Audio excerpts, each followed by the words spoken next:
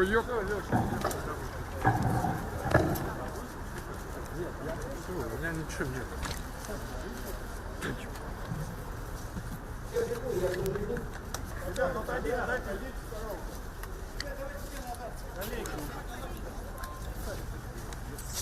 Блять, ну ребята, ну...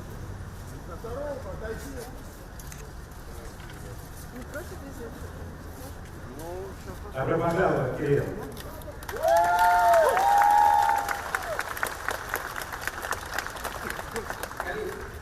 Спасибо большое за теплый прием.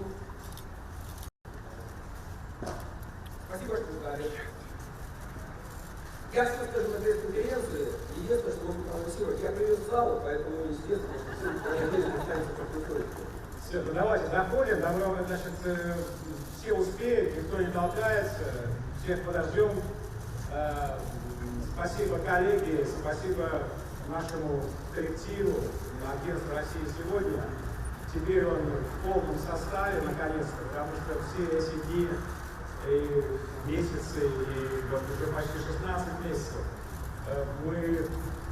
это была такая незаживающая рана для нас, то, что Кирилла с нами не было, и мы себе представляли эти украинские застенки, Херсон, Киев, и, в общем, условия, которые для журналистов приравнены к настоящей пытке.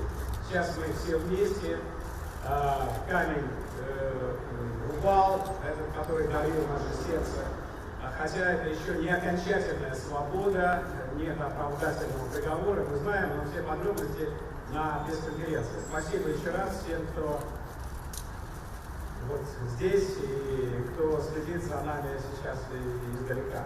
Мы вместе. Спасибо.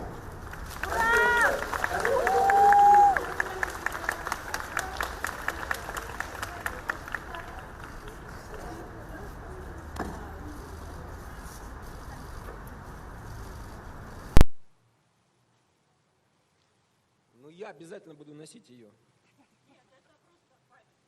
Я понимаю, но это не мемориальная история, это как бы живая вещь, которую можно носить, и она должна напоминать о том, что было, и о том, чего не должно быть точно. Журналист не должен сидеть в тюрьме.